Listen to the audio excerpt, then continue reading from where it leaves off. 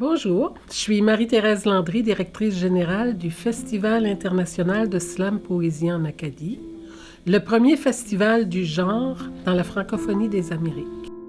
On y retrouve des participants qui viennent d'Afrique, d'Europe, d'Amérique et bien sûr du Canada. Au Nouveau-Brunswick, nous avons instauré plusieurs activités, dont un programme scolaire, une tournée dans les communautés rurales. Je vais vous lire un petit texte de la baie des Chaleurs. Pourquoi appeler ça la baie des Chaleurs? En avril 2022, nous étions à Pointe-Verte, au Nouveau-Brunswick, et quelques jours après, à Saint-Boniface et Winnipeg, au Manitoba, pour rencontrer des gens qui, comme nous, ont à cœur l'expression en francophonie par l'entremise du slam poésie.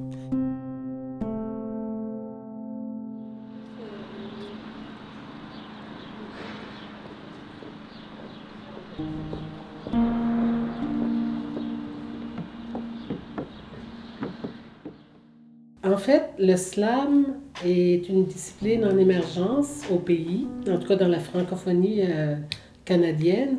Puis la question que j'ai le goût de vous poser, c'est pourquoi le slam est si important? En fait, depuis 2017, moi j'ai pris mes fonctions ici en octobre 2017. Et rapidement, j'ai rejoint l'Alliance française qui organisait des spoken word. On a scindé nos forces, Alliance française et Maison Gabriel Roy. Et puis on a essayé petit à petit déjà que les personnes qui interviennent respectent un temps, qu'on ait un temps uni pour tout le monde. Et puis on a suggéré, c'est bien d'écrire son texte aussi, oui. Et puis de l'interpréter. Alors on s'est lancé. Voilà. Et donc quand on s'est rencontré avec Sébastien me dit, écoute, voilà, je pense qu'on devrait faire un événement plus régulier, plus souvent, de façon à faire cet effet boule de neige. Donc ça a été une des premières décisions, a été de faire cela d'une façon mensuelle. Donc ça, c'était quand même un élément important.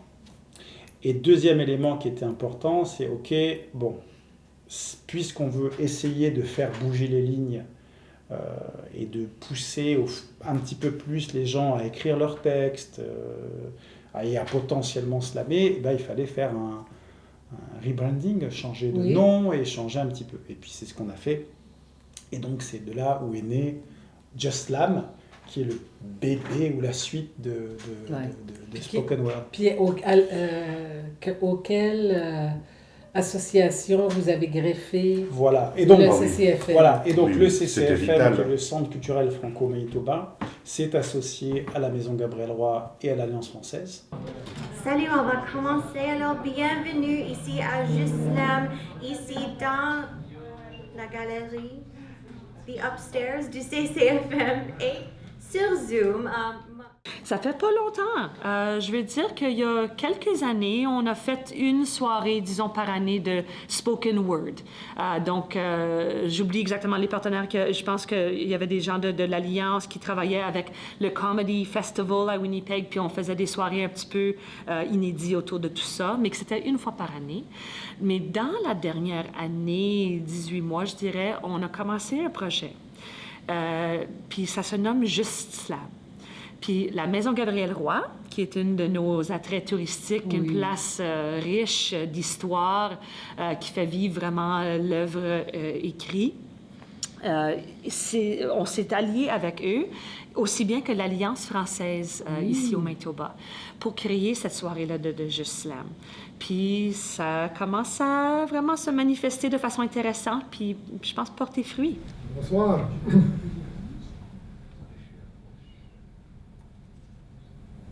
Étincelante. Regardez la soirée slam mercredi. Regardez un endroit au monde, quand on regarde à la loupe, que se passe-t-il pendant une soirée slam? Mais regardez comment les gens ont le sourire, regardez comment les gens se congratulent. Il y a une personne qui me disait mercredi soir, pourquoi ils partent pas? Et j'appelle ça créer la cohésion sociale. Bien sûr. Après, on a pris dans les grands projets ce qu'on met sur les papiers quand on pense, quand on veut être bienveillant pour une communauté, c'est tous ces points-là qu'on voudrait mettre en place. Ouais. Alors, c'est comme aussi l'esprit On en a peu parlé, mais dans la philosophie du slam, il y a tout le côté bienveillance, respect, toutes les valeurs qu'on associe au slam, l'écoute, l'attention. Merci. L'écoute, vous avez vu comme c'est confortable, la personne passe 3 minutes sur scène, on se régale, on regarde un spectacle, on retient sa respiration. Ensuite, c'est comme si la catharsis fonctionne super bien au slam, parce qu'on est sur scène avec la personne, avec les mêmes risques. Et après, on est tellement heureuse pour la personne qu'elle soit passée parce que c'est une petite épreuve, il y a un risque, donc c'est ce que tu disais Manu, c'est artistique, bien sûr. Oui, c'est très artistique. Et ce que je voulais rajouter aussi est la sincérité. Quand nous avons fait la course, on était égal pour commencer, faisant preuve des mêmes ressources. Mais ta ville derrière est bordée d'anchois.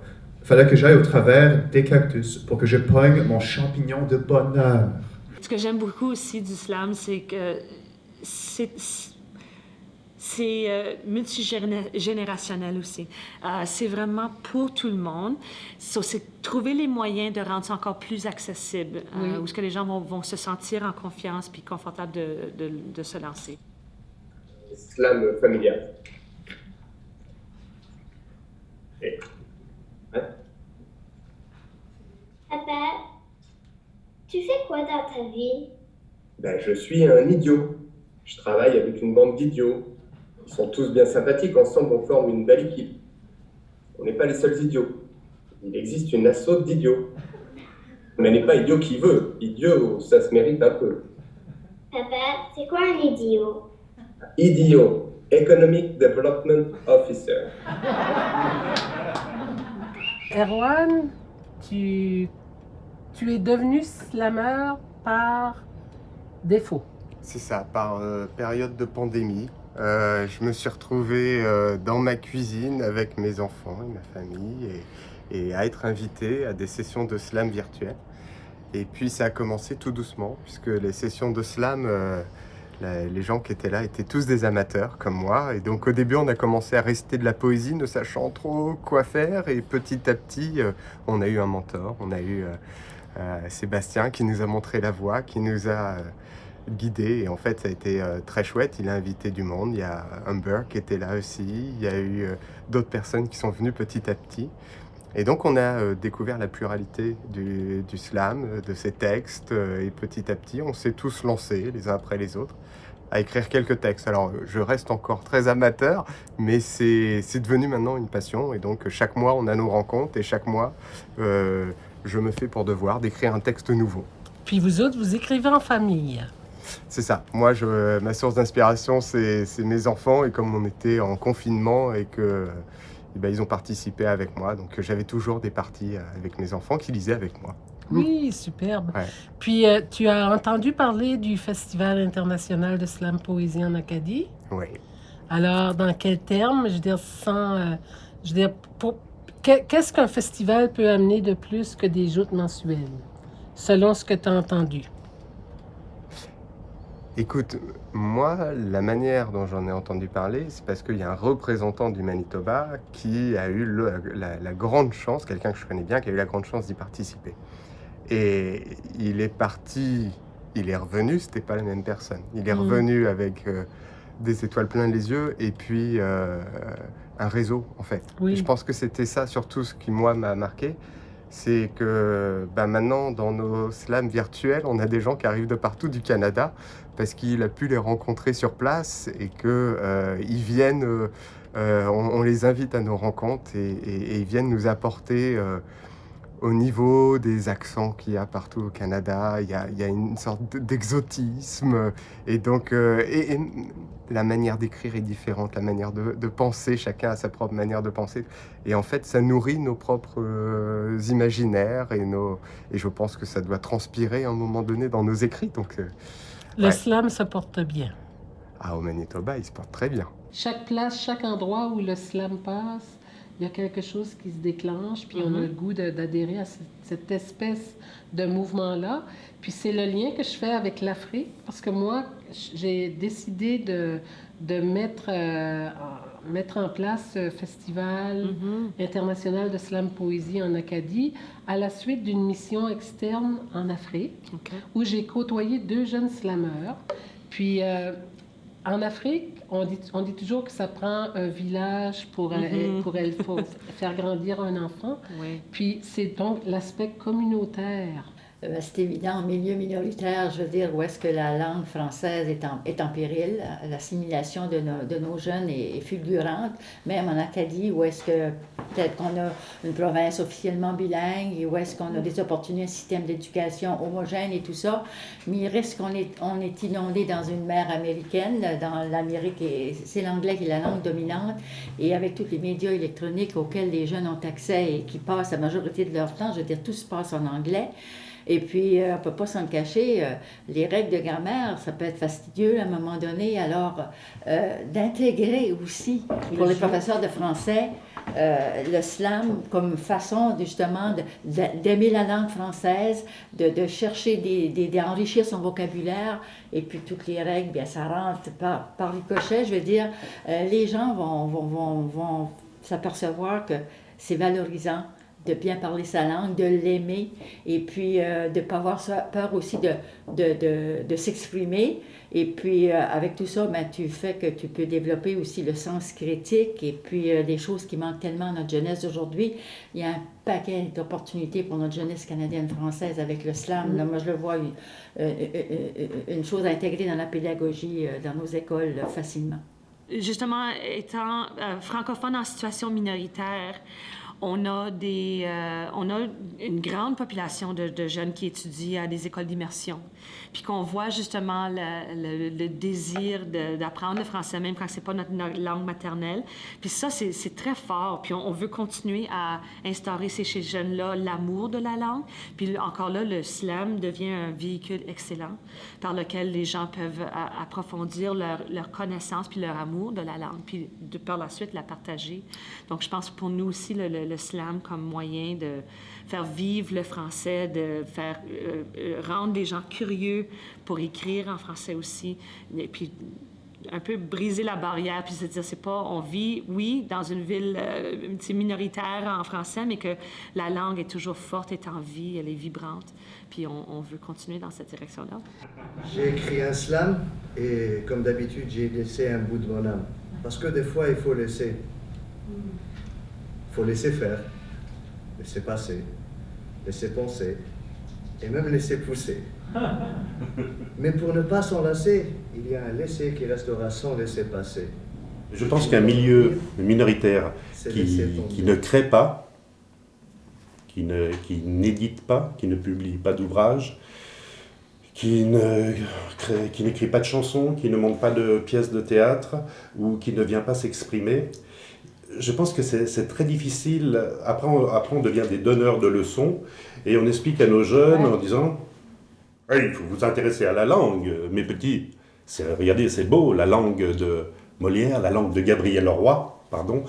Mais par contre, personne n'est exemplaire à faire vivre la langue. Il y a des structures, il y a des centres culturels, il y a des théâtres qui font ce qu'ils peuvent également pour attirer la jeunesse et un public à l'art et à l'expression en français. Et étant dans ma position ici, Maison Gabriel Leroy, tout petit musée, mais pierre angulaire de la francophonie, avec des liens avec bien sûr le Manitoba, le Québec et l'Acadie, nous étions dans une situation d'urgence et c'est pour ça que je trépignais d'impatience de pouvoir permuter ce spoken word qui était malgré tout, je dirais, en partie bilingue, français-anglais. Et il y a déjà beaucoup de choses à Winnipeg pour s'exprimer en langue anglaise.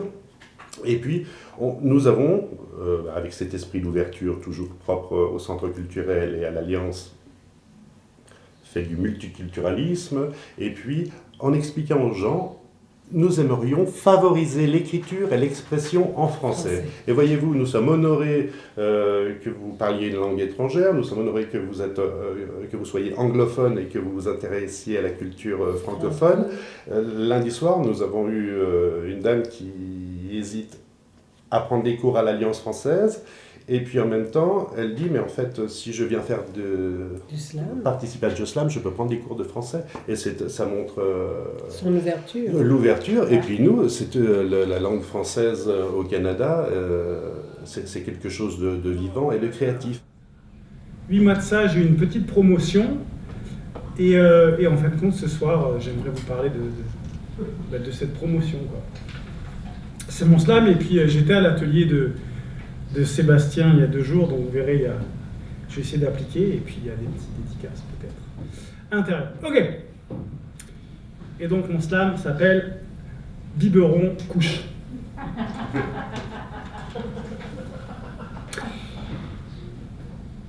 Il y a déjà 8 mois de ça, je suis devenu papa.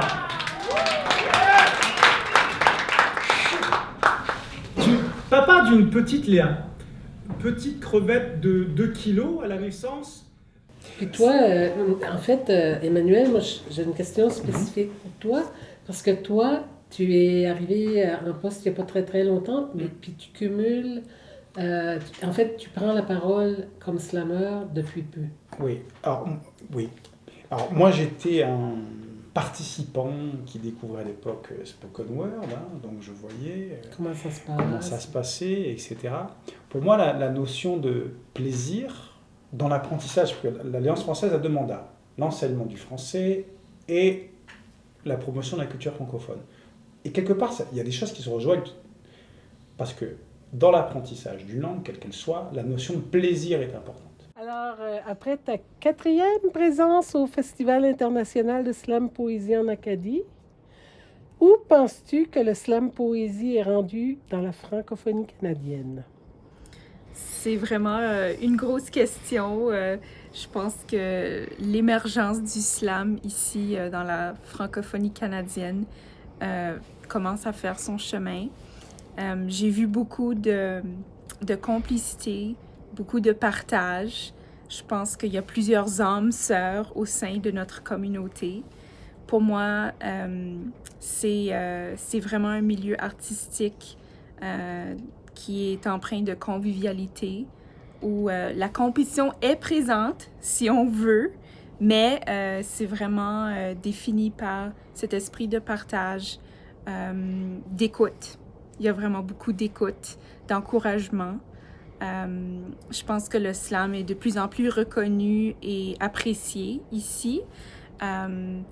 Au-delà des tendances, je pense qu'on est là pour rester. Puis moi, j'aime ça voir de nouveaux slammeurs, de nouvelles slammeuses trouver leur voie. Ça rend nos communautés plus riches.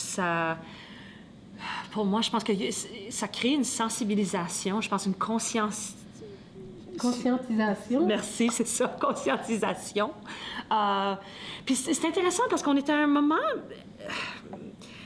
très, je sais pas le mot que je cherche, mais comme toutes les choses qui se passent dans notre monde, les défis qu'on a comme société, on parle beaucoup plus de diversité, d'inclusion, on voit une guerre qui se passe à l'autre bout du monde. Je pense que une conscientisation, puis le fait que les gens peuvent mettre ensemble des mots pour s'exprimer de façon à se faire comprendre, mais aussi pour parler de sujets difficiles, puis de faire réfléchir les gens. Je pense que c'est très, très important. Puis je pense que comme société, on a besoin de plus de ça pour justement aller vers l'autre, puis tenter une compréhension de l'autre, tenter d'avoir un dialogue, puis qu'à travers le slam, on peut faire ça. Parce que d'être assis dans une auditoire, puis d'écouter les mots, les pensées d'une personne qui se dit « j'en peux plus, je dois parler de ce sujet-là, je veux m'exprimer, j'ai quelque chose à dire là-dessus », c'est comme ça qu'on va avancer, je pense, comme société. Puis je pense que c'est très, très important qu'on se donne cette occasion-là, puis d'être à l'écoute. Puis je pense, une des raisons pour laquelle je suis peut-être moins sur le plateau, puis plus dans la foule, parce que j'aime être à l'écoute, justement, puis me permettre de réfléchir. Puis le slam, pour moi, me donne cette occasion-là. Maintenant, tout est instantané. Hein? On ne réfléchit pas avant d'énoncer des idées. Il faut répondre. Quelqu'un t'envoie un message, il va avoir la réponse hier. Hein, c'est ça. Oui. C'est qu'avec ça, il y a quelque chose il y a un thème, mais tu es obligé de faire une pause, puis d'avoir quelque chose à dire, puis ça fait réaliser. Puis pour l'estime de soi, pour les jeunes, finalement, c'est très, très, très, très valorisant. Je veux dire, puis ils ont des idées extraordinaires, on ne permet pas souvent de les exprimer. Puis à travers le slam, puis il y a le rythme, puis il y a tout ça qui va avec, qui est intéressant pour les jeunes, parce qu'on ne peut pas juste parler comme ça, là, comme être assis sur un banc d'école, mais avec le slam, il y a d'autres choses. Tout le corps va embarquer, l'esprit, et puis moi, en tout cas, je trouve extraordinaire, très formateur. C'est pour ça que c'est complet, comme art. Oui. Ça te demande d'écrire. Écrire, on sait, ça demande beaucoup. Donc, de poser un regard critique sur quelque chose sur lequel tu vas écrire. Oui, de penser, de transcender, d'exorciser. Et puis ensuite, tu es sur scène, comme tu dis, il y a ton corps qui est engagé. Oui. Puis ensuite, si on a vraiment fait la chose jusqu'au bout, c'est une mise en scène et c'est un jeu de comédien. Puis ensuite, il va y avoir, comme tu disais, la tonalité. Le jeu. Qu'est-ce que ça peut... Vous vous rendez compte, amis financeurs, c'est les bienfaits du slam. Je ne connais pas une autre discipline de construction massive. Je dis bien, c'est un outil, c'est une posologie, c'est un outil, c'est un médicament, le slam, dans nos existences. Une sinécure. C'est comme si je flotte. Ou est-ce que je baigne dans une illusion? Je me sens vraiment décalée. Les plus grandes difficultés avec l'émergence du slam, c'est qu'il n'y a pas beaucoup de monde qui connaît le slam. C'est quoi le slam? Donc, pour que les gens puissent s'intéresser au slam, il faut qu'ils connaissent déjà ce que c'est le slam. Donc, il faut leur apporter le slam. Et aussi, pour que le slam puisse continuer, il faut parler aux élèves, parler aux étudiants, parler aux gens qui ne sont pas vraiment en contact avec la littérature, avec la poésie. Donc, aller plus dans les écoles, dans des prisons, aller dans des endroits où les gens ne sont pas vraiment en contact avec le slam. Donc, je dirais plus qu'il faut se concentrer sur les gens qui ne connaissent pas encore. OK. Voilà. Donc, un peu aussi mettre le slam au service de la société. Oui, exactement. Parce que les enfants, quand ils entendent parler du slam, ils vont en parler aussi aux autres enfants, ils vont en parler avec les autres membres de la famille. Donc, ça devient intergénérationnel, en fait. Oui. Puis ça fait des gens qui sont plus concernés qui se sentent plus concernés par cette forme, cette discipline artistique, mais pas seulement comme une discipline artistique, hein? C'est davantage comme un mouvement social. Oui, ça peut aller du côté de mouvement social aussi parce que ça mobilise les gens, ça rassemble les gens, ça rassemble beaucoup de monde. En même temps, quand on partage la scène slam, on entend beaucoup d'idées, on entend beaucoup de différentes façons de s'exprimer. Et les gens peuvent utiliser le slam pour mobiliser, pour sensibiliser pour une cause quelconque. Donc, oui, voilà. D'ailleurs, c'est une des raisons pour lesquelles j'aime le slam. Exactement. Et c'est la journée internationale du slam aujourd'hui, le 29 avril. Ah oui. Un cours slam avec ça? Un cours slam? Oui. Le temps. Avec le temps, tout s'en va, mais pas la peine que ramènent les souvenirs liés au temps. Mais le slam, pour moi, c'est le dévoilement de son âme. Et j'espère qu'on va réussir à convaincre et à attirer de plus en plus de gens parce qu'on a besoin de cette forme de poésie pour humaniser finalement nos relations, nos rapports et rendre cette planète un peu plus meilleure à vivre. Oui. Slam. Qu'est-ce que le slam? Qu'est-ce que je slam au Manitoba? C'est un peu tout ça, un peu tout rien, un peu de tout, un peu tout le monde, mais en tout cas, on est tous là, francophones. Tout slam. Tout slam, on est tous slam. Francophones, francophiles, on est tous autour de la même table, à partager les table mêmes mots. ronde. à partager les mêmes mots et la même passion. Voilà, c'est mon slam. Slam.